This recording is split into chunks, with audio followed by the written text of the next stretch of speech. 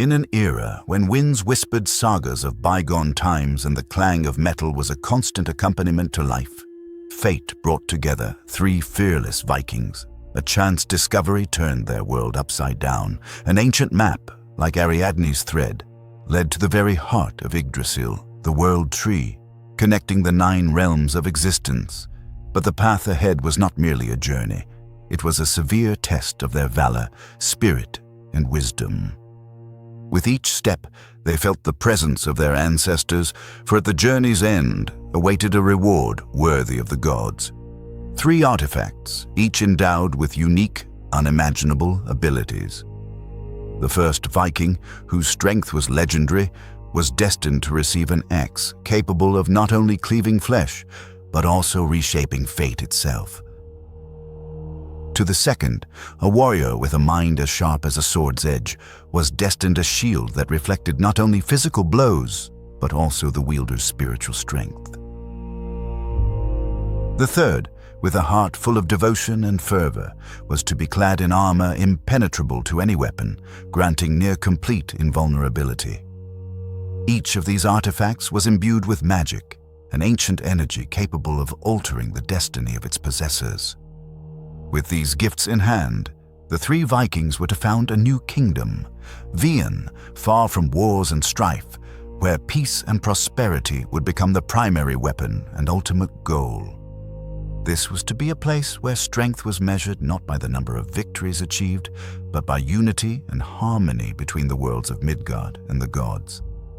However, the path of Vian would not be strewn with roses. With each new trial, the true essence of the rulers, their ability to govern wisely and justly, would be tested. What awaited these 3 Vikings in the future, and how would the weapons they obtained influence the course of history? In the heart of a Viking village, on the banks of a turbulent river surrounded by dense forests, lived 3 warriors renowned not only for their combat prowess, but also for their strong friendship. Among the people, they were known as the 3 Spirits of the North, reflecting their strength and an unbreakable bond that neither time nor trials could shatter. Their names were Thorolf, Gettel, and Eric, and though their paths differed, they converged one beautiful day. Thorolf, the eldest of the 3, was a mighty warrior with broad shoulders and a thick beard, symbolizing his steadfastness. His imposing presence was complemented by a wisdom accessible only to seasoned warriors. Thorolf was a born leader, always ready to protect his comrades and uphold traditions. War had left its scars on him, and he understood that true strength lay not in a sharp blade, but in wise counsel and unity. Gettel, the second of the trio, was distinguished by his agility and restless spirit. His lean, muscular body spoke of a preference for swift, strategic combat. He grew up in the northern mountains, where blizzards and piercing winds had forged his mind and body. Despite his youth, his strategic thinking and ability to disarm foes made him indispensable in any battle. He was the group's strategist, and his ideas often sparked fierce debates but always led to victory. Eric, the most impulsive of the 3, was the soul of battle. With a piercing gaze and an indomitable spirit, he possessed incredible physical and mental strength. Raised amidst the icy fjords where warrior traditions were passed down through generations, Eric was born for war. He believed that a warrior lived to fight with courage and fury, unafraid of death, for he had embraced the Vikings' destiny. His energy and strength inspired those around him, and despite his impulsiveness, he was always ready to defend his friends to the very end. Fate brought these 3 warriors together at a crucial moment during a great battle against the Saxon invasion from the north. On the battlefield, their bond grew even stronger. Thorolf, with his leadership, commanded the army. Gettel, with his unpredictable tactics, weakened the enemy even before confrontation. Eric, with unwavering courage, plunged into battle, challenging anyone who dared to oppose him. It was in this battle that they saved each other's lives multiple times, and their respect and friendship began to flourish.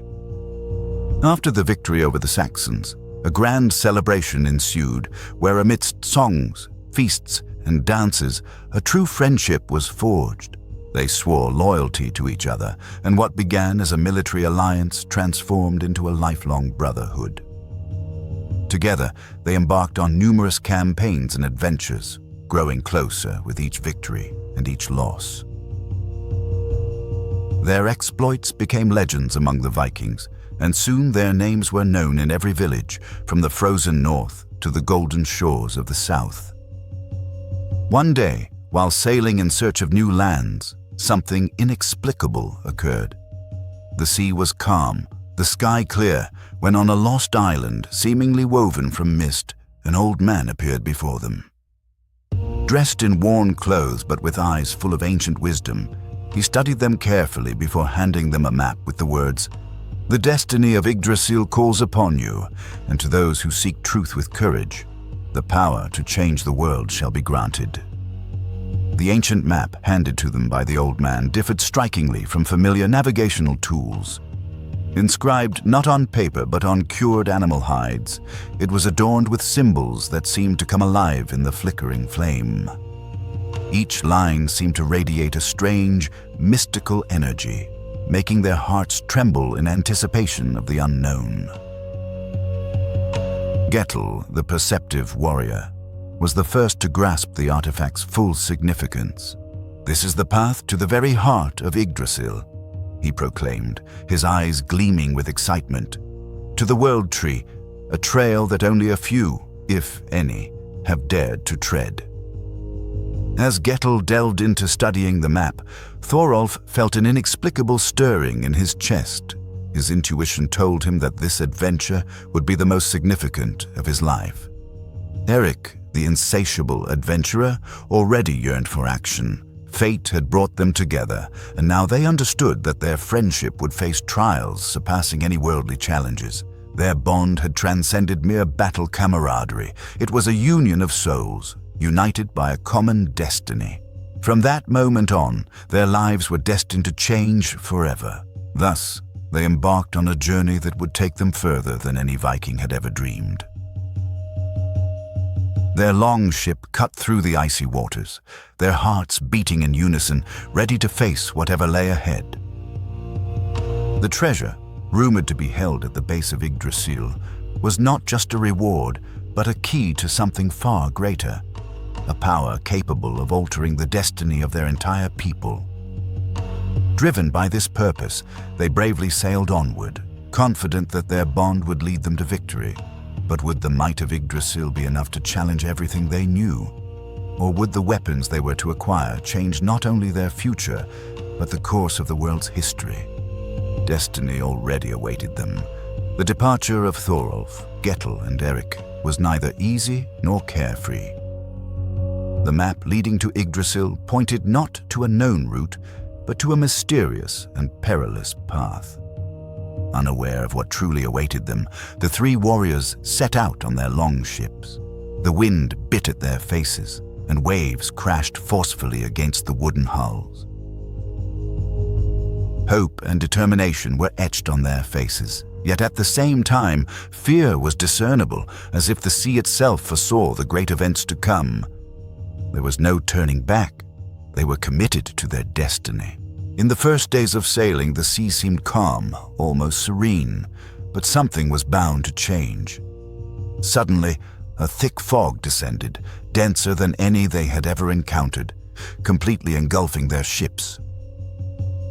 The sound of the waves was muffled by the shroud, and a sense of being lost in the unknown gripped everyone on board. It seemed as if the ocean itself was testing them. Thorolf, usually the most cautious, was the first to step forward with confidence. "What we seek, we must find," he said in a husky voice that cut through the heavy atmosphere. And so, with resolve, they moved forward, guided only by the wind and the nearly invisible stars. But the fog was not the only calamity they faced. On a moonless night, a colossal storm descended upon them as if a punishment from the gods. The wind howled like a funeral wail, and waves crashed with furious force against the long ships. Gettel, possessing a strategic mind, used the storm to their advantage, instructing others on how to maneuver the vessels so they wouldn't be swept away by the current. He knew that the wind could be an ally if its power was harnessed correctly. Hours of fighting for survival were relentless, and it was at this moment that their friendship faced its first serious test. Eric, always impulsive, wanted to bravely confront the sea, but Thorolf restrained him, knowing that the path to victory lay not in brute force, but in the wisdom of every move. Together, under Thorolf's guidance, they managed to survive the storm, though not without losing some supplies. Days turned into nights, and nature grew increasingly treacherous. The sun blazed high in the sky, but the heat brought no relief. On the contrary, it created illusions, making them see mirages on the horizon. Gettel was the first to realize that the map was being distorted by their minds, which were already succumbing to the journey's influence. He suggested they rest and simply follow the natural current, trusting their experience. However, physical and mental exhaustion began to overwhelm everyone, making each step harder than the last. And it was at this moment that Eric, the most impulsive among them, began to doubt if they were truly on the right path. He was not one to easily succumb to weariness, but he was beginning to understand that the challenges they faced were not only physical, but spiritual. The path that had initially seemed safe now led them into uncharted lands where the gods played with destiny. One night, as they sat around their campfire, a strange creature appeared in the shadows. Its glowing eyes reflected the flames. Tall and slender, with greenish skin and moss-like hair, the creature was unlike anything they had ever seen.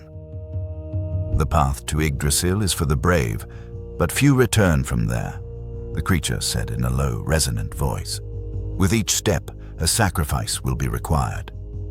Are you ready for this? Tension mounted in the air. The trio unhesitatingly accepted the challenge, promising not to stray from their path, no matter the cost. However, as a reminder that they were treading a perilous trail, the creature vanished into the shadows, leaving behind a sense of emptiness and uncertainty. As time passed and they ventured further toward the boundaries of the known world, increasingly formidable trials confronted the heroes. Impenetrable forests, where the crowns of gigantic trees obscured the sky, teemed with predatory beasts, wolves with eyes glowing in the dark and enormous snakes slithering among tangled roots. During one sudden attack, Eric, who was at the vanguard, was assailed by a monstrous serpent whose teeth were like sharp blades. Thanks to his immense strength, Thorolf managed to drive off the beast, but Eric sustained serious injuries. Gettel, using his healing skills, discovered a rare plant capable of neutralizing even the most potent poisons. This incident further solidified their camaraderie, transforming them from mere companions into true brothers-in-arms.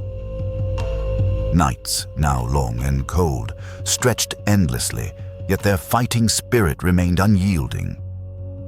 Gathering around the campfire, they dreamed of the days to come, of conquered kingdoms and untold treasures. However, they realized that with each step, the powers of Yggdrasil tested their courage, their faith, and above all, their brotherhood. They were being tempered, transforming into something more than mere fortune seekers. When they reached the base of Yggdrasil, the world tree, the very atmosphere seemed saturated with energy.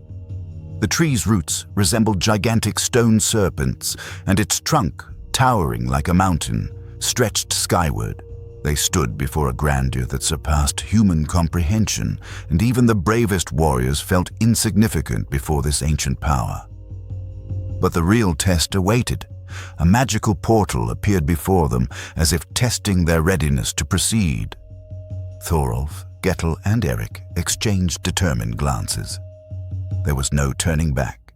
They had overcome turbulent seas, fierce storms, wild beasts, and magical creatures. Now they were ready for whatever destiny held. Joining hands, they took the final step into the greatest adventure of their lives. After that step towards Yggdrasil, an inexpressible feeling filled them. The vast world, with its boundless expanses and wild landscapes, seemed to dissolve into a single stream of energy. Trees and rocks, waters and winds seemed to vanish, and the distant hum was replaced by a deep, almost complete silence. Thorolf, Gettel, and Eric felt both pressure and weightlessness simultaneously, a sensation as if they were crossing a thin line between the known and the unknown. They were about to enter a realm beyond human comprehension. The portal that appeared before them was unlike any gate they had ever seen. It seemed woven from the very essence of Yggdrasil, its roots and branches intertwining into intricate patterns, forming a structure that stretched into infinity as if the world tree's trunk itself bent, opening a path to a new dimension. The grandeur of this moment was indescribable, but their hearts pounded as if foreseeing that by passing through this portal, they would not merely change location, but transform their very existence. When they passed through the portal, an even more incredible sight unfolded before their eyes. They found themselves not in the material world, but in a vast hall illuminated by a golden light that seemed to emanate from everywhere. The ceiling was lost in a celestial abyss, where stars and constellations drifted beyond time and space. In the center of the hall stood 3 golden thrones encircled by a soft glow, as if awaiting the hero's arrival. Each throne was adorned with exquisite carvings of precious metals and stones, reflecting the golden light in a kaleidoscope of colors, making them feel as if they were in a sacred place. Approaching, they saw something even more astonishing. Upon each throne lay a weapon. These were not mere weapons, but objects forged with craftsmanship beyond human comprehension. On the central throne lay an enormous axe with a blade of gleaming silver, as if it reflected the power of the gods themselves.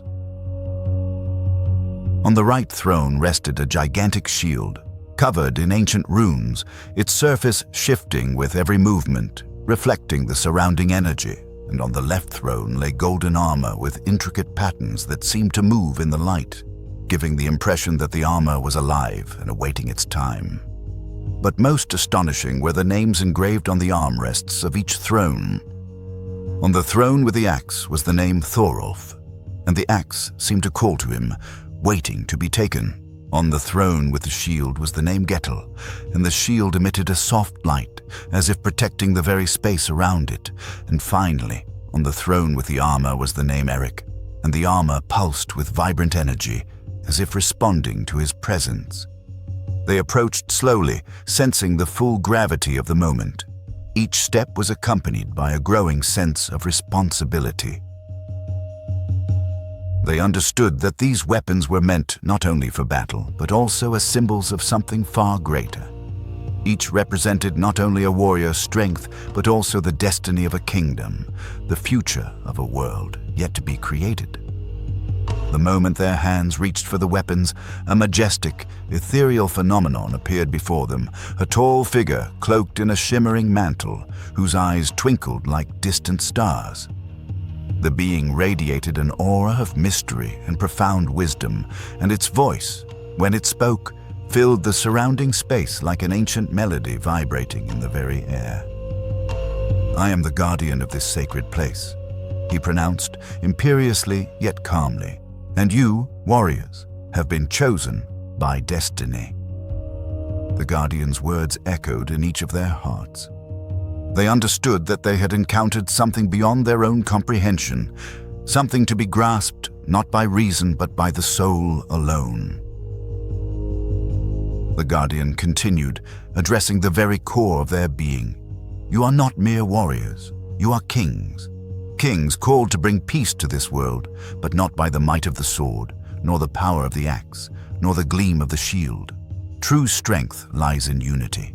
Each of these weapons belongs not to one of you, but to all of you together. Only by uniting with courage and wisdom will you fulfill your destined fate." Thorolf, Gettel, and Eric, heeding the Guardian's words, felt both the burden of responsibility and a sense of relief simultaneously.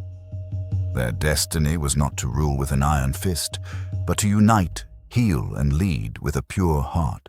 The peace they were to bring to this world would be achieved not through bloody battles, but through wise decisions and actions that upheld harmony and balance among kingdoms and peoples. Then the Guardian pointed to the three majestic thrones and, with a mystical gesture, caused the weapons to levitate, as if they were gifts from the heavens themselves. These weapons, forged by the gods, are symbols of power, but also of immense responsibility. In using them, remember that they must serve not personal ambition, but symbolize your unity. Only together, with hearts united by a common purpose, will you achieve true strength and bring the peace this world so desperately needs.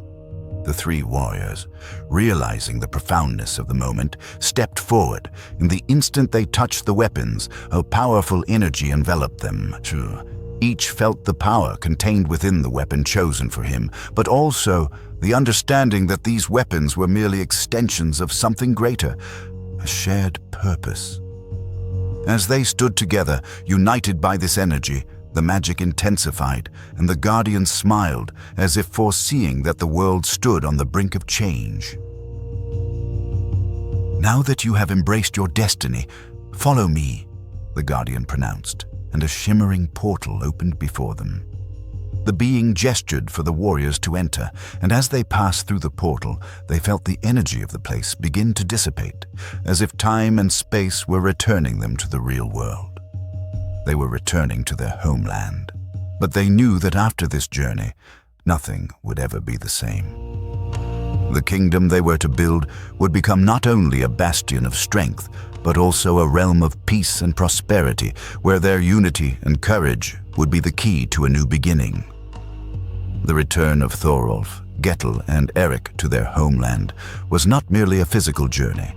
Those who, many years ago, had set out from Denmark in search of treasures hidden within Yggdrasil's depths, were no longer the same. They had undergone a trial that not only led them to a mystical place, but also transformed them, imbuing them with the very power of the World Tree. Now, with weapons surpassing the ordinary, with armor that had become symbols of divine power, and with hearts ablaze with the fire of a God-given mission, the three warriors were ready for the trials ahead. But for many, their return was an extraordinary event, and the tale of a kingdom of peace seemed a distant dream. When they stepped onto Danish soil, the air was fresh and salty, and the wind swept between the hills, reminding them that the sea was both friend and foe. But everything seemed unfamiliar. The Denmark they returned to had changed. Villages were fractured and the lands scarred by wars. The people were weary of conflict and yearned for something more, though they knew not what. However, when they saw the warriors in golden raiment and with extraordinary weapons, rumors spread through the villages that their return was not merely a homecoming, but the fulfillment of a divine promise. Legends of their exploits in Yggdrasil spread everywhere, and people believed they had brought not only power, but also hope for a new era. It was on a green plain amidst mountains that had witnessed countless battles that the warriors decided to found their kingdom. They did not seek land rich in gold or fertile soil, for they possessed something more valuable, a vision of a kingdom founded on peace, where power united rather than divided people. Surveying the Danish lands, Thorolf, with wisdom gained from battles and years, realized that this location would be ideal for the new kingdom. A land between the sea and the mountains, with abundant vegetation capable of feeding its people, and a strategic location in the center of Denmark, making the kingdom accessible and visible to other Vikings. However, bringing the idea of a peaceful kingdom to life proved to be no easy task. The warlike spirit, deeply ingrained in the hearts of the Vikings, persisted in neighboring settlements, creating an atmosphere of tension and distrust among clans. Many expressed doubts about Thorolf, Gettel and Eric's proposal, asserting that without the force of the sword, human nature would inevitably lead to chaos and anarchy. But the trio of warriors was not about to back down. They believed that a ruler's true strength lay not in instilling fear, but in the ability to command respect and unite the hearts of their subjects. The first victory on the path to peace was won not with weapons, but with words. Thorolf, renowned for his wisdom and foresight, convened a council of clan chiefs, the most influential people in the region. In his speech, he expressed a profound understanding of the horrors of war and an unwavering conviction that only unity could lead to prosperity. He did not propose the conquest of new lands or material wealth. He offered the creation of a kingdom where disputes would be resolved justly and where every person, regardless of their social status, could find their place. Nevertheless, diplomacy alone was not enough to convince everyone. Some clans, fearing the loss of their power and influence, refused to accept such radical changes. It was then that Gettel, displaying his strategic mastery, proposed a bold plan. If words prove insufficient, then the strength of our actions will demonstrate our readiness to defend our vision. They did not seek war, but rather a demonstration of power. Thorolf, Gettel, and Eric challenged the most warlike clans to a contest, the purpose of which was not annihilation, but a display of their collective might. In case of defeat, they would abandon their idea of a peaceful kingdom, but in case of victory, the clans would have to accept the alliance.